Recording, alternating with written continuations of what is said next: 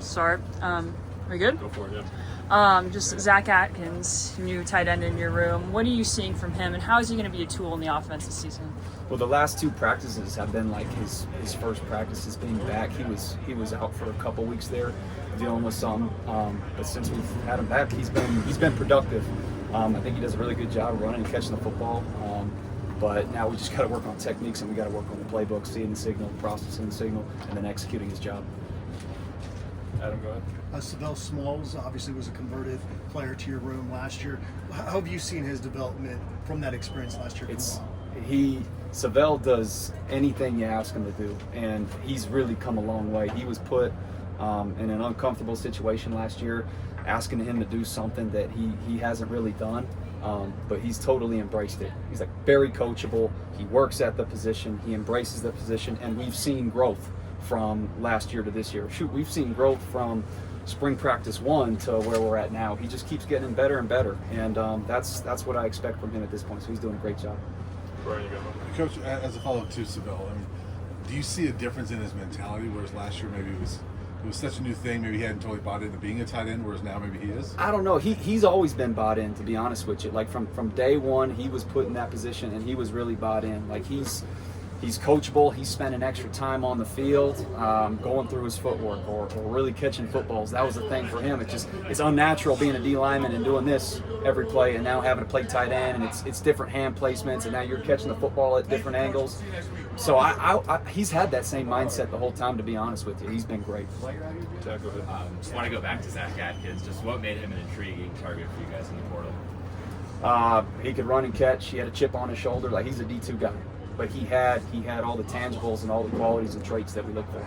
He could run, he could catch, he had the length, he was really tough. Like on his tape, we saw him striking people. Like he wasn't afraid to put his face mask in people and use his hands.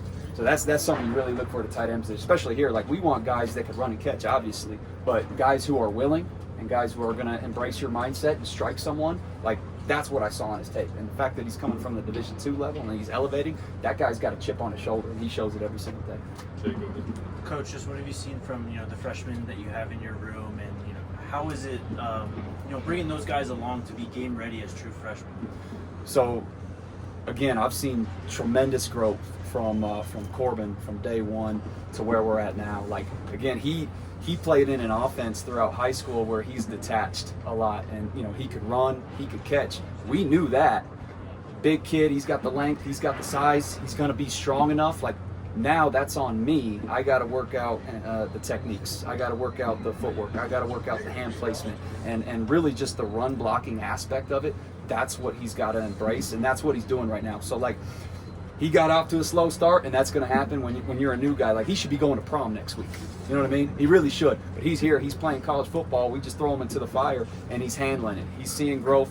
He's going through adversity every single day, but he loves it, and he's a really coachable kid. So I'm excited to see his growth. I think he's going to be a great player. Hey, Coach, what do you think having a tight end, maybe even two tight ends on the field, can do for the identity of this offense here in 2025? Well, I think it'll show a commitment to running the football, right? Like if we got two guys that could do it, the defense, they got to play us honest. Yeah. If they know there's a tight end on the field that could run and that could block, now the defense, they got to play more vanilla. And they got to decide what they got to do. If they're playing the run, well, we may have a vertical threat now in the pass game. If they're playing the pass, now we could line up in 11 or 12 personnel, and we could run the ball. So I think having a capable tight end that could do all those things, it makes the defense play honest. Pat, go ahead. Coach, obviously, tight ends haven't been a huge part of the passing game the last few years. When you talk to recruits, whether it's prep guy, portal guy, what's your message to them about Colorado being a place they can? Our message is you make the personnel, right? You make the personnel. We sat in 10 personnel last year. We had really high quality receivers, right? So us as coaches, I mean, we look at it from a 30,000-foot view, like we're going to put the best players on the field. So like whether it's Travis Hunter, Will Shepard, Jimmy Horn, LeJontay Wester, Omarion Miller, Draylon Miller, we got all these capable wideouts. So like we're going to figure out ways to play in 10 personnel and maximize the players that we have. Now, that doesn't mean that we're not going to get to 11 personnel. So like we used Sav'ell last year in different type of ways. He's more of an attached to the core guy. He's run blocking, he's in protections, he's outlet and stuff like that. But now you bring in other guys to the mix that could do those things. So like if you can demonstrate that you could run and you can catch and you can do everything that we're asking a tight end to do on offense in all phases, then like you're going to make the 11 personnel, if that makes sense. The best players are going to play. Last one, Brian. Coach, you're working with inside receivers too, right? No. You're No, I'm Okay. not. No. Okay, I thought I'd Nope. seen that. No, somewhere. not anymore. No. Okay, all right. So, I mean, but with that group, I mean, you guys have to work with them a little bit. Sure, yeah, what we're are you doing some seeing of out the of same that things. receiver group coming here? A natural receiver, but Yeah. you know, some of those younger receivers, especially. Like, what are you seeing out of that? I'm not worried about those guys. They're coming along. Jay Phil, he's the leader there. He knows what it's supposed to look like, and he holds them accountable every single day. So we got a bunch of dogs in that room. We got young dogs in that room. So again, that are going through some of the same things that maybe Corbin is doing, but it just takes reps, it takes repetition, and we're getting all those things. All right, thanks, Coach. Thank you, Coach. Thanks, guys. Appreciate you.